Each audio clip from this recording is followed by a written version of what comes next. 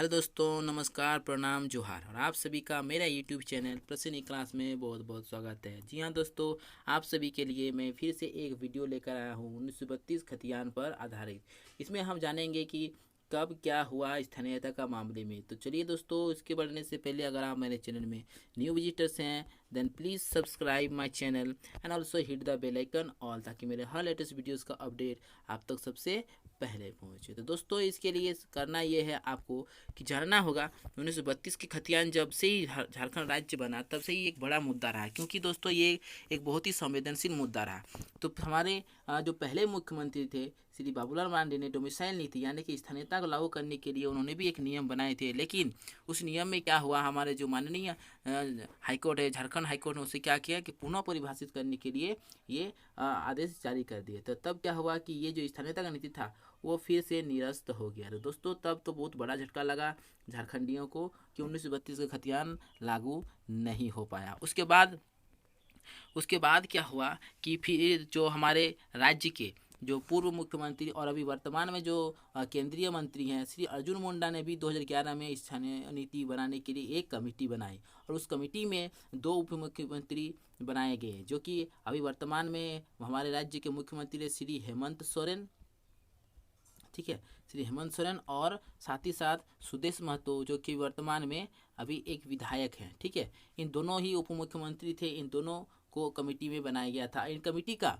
मूल उद्देश्य यही था कि जो और भी जो राज्य है, राज्यों की जो स्थानीयता का क्या नियम है उसको अध्ययन करके उसी के हिसाब से झारखंड की स्थानीयता का भी परिभाषित करना। लेकिन हुआ ये भी बेकार चला गया, कमेटी किसी निष्कर्ष पर नहीं पहुंच पाई। तब क्या हुआ कि लोगों में ये सोच था विधायकों का कि एक सर्वदलीय बैठक में कभी नहीं बनी सहमति, क्योंकि जी हाँ दोस्तों, कभी सहमति नहीं बन सकी थी, क्योंकि ये जो स्थानीयता का जो मुद्दा है ये बहुत ही संवेदनशील मुद्दा है। क्योंकि इनमें से इसीलिए नहीं बन पा रहा था क्योंकि बहुत सारे ऐसे बाहरी लोग आकर यहाँ पर जम गए, और अगर उन्हें इसके दायरे में अगर नहीं ले आते हैं तो बहुत ही बड़ा झटका लग सकता है। इसलिए कोई भी जो सरकार ने इसे इतना रिस्क लेना उचित नहीं समझा। उसके बाद हुआ यूँ 2015 में जब श्री रघुवर दास झारखंड के मुख्यमंत्री बने, तो ठीक एक वर्ष बाद इन्होंने भी झारखंड की स्थानीय को परिभाषित करने का प्रयास किया, और वे सफल भी हुए। वे 2016 में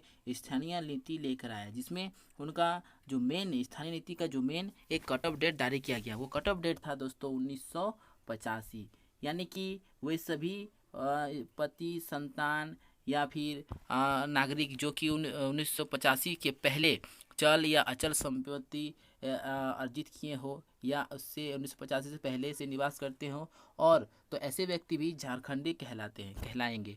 तो इससे क्या हुआ, एक लगभग झारखंड में बहुत सारे लोग क्या हुए कि झारखंडी बन गए। इसके बाद जब 2020 में जेएमएम, ठीक है, 2020 में जब जेएमएम और कांग्रेस की जब गठबंधन सरकार बनी, तो उनका घोषणा पत्र में भी ये कहा गया था कि मैं 1932 के खतियान को लागू करूंगा।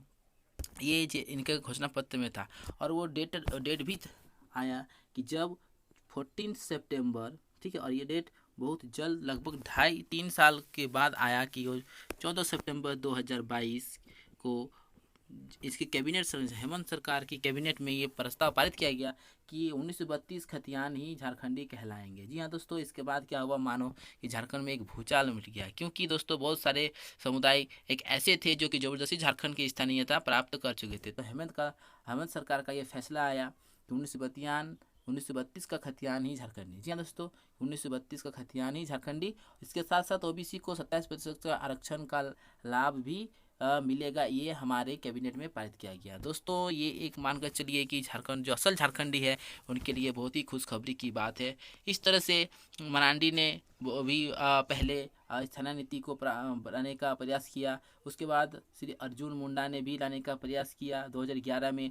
इसके बाद कोई भी सर्वदलीय बैठक जो है इस पर सहमति नहीं बना पाई, क्योंकि दोस्तों ये मुद्दा ही बहुत ही संवेदनशील मुद्दा था, और इस संवेदनशील मुद्दा को कैबिनेट में पास कराने के लिए हमारे जो हेमंत दादा हैं, यानी कि श्री हेमंत सोरेन, इन्होंने इस संवेदनशील मुद्दा को भी पारित कर दिया और ये बन गए आज तक के सबसे संवेदनशील मुख्यमंत्री। जी हाँ दोस्तों, आपको याद रखना है कि हेमंत सोरेन हमारे झारखंड राज्य के आज तक के सबसे संवेदनशील मुख्यमंत्री है, क्योंकि इन्होंने ही 1932 की खतियान अपने कैबिनेट में पारित कर दिया। तो इसके बाद राज्य में सर्वे कब हुआ, ठीक है। तो दोस्तों, अगर वीडियो आपको पसंद आए तो इसे लाइक ज़रूर करें, और साथ ही साथ आपको ये भी समझना होगा कि ये झारखंड राज्य को बने लगभग 20 साल हो गए, लेकिन ये 20 से 22 साल हो गया, लेकिन ये क्यों नहीं पाए थे, क्योंकि ये दोस्तों असल मामले को आपको समझना है कि एक बहुत ही संवेदनशील मुद्दा था। दोस्तों, अगर वीडियो आपको पसंद आए तो चैनल को लाइक, कमेंट, शेयर करना ना भूलें, और चैनल को सब्सक्राइब करके बेल बटन को ऑल दबाना ना भूलें, ताकि मेरे हर लेटेस्ट वीडियोज़ का अपडेट आप तक सबसे पहले। जी हाँ दोस्तों, थैंक यू। जोहार झारखंड।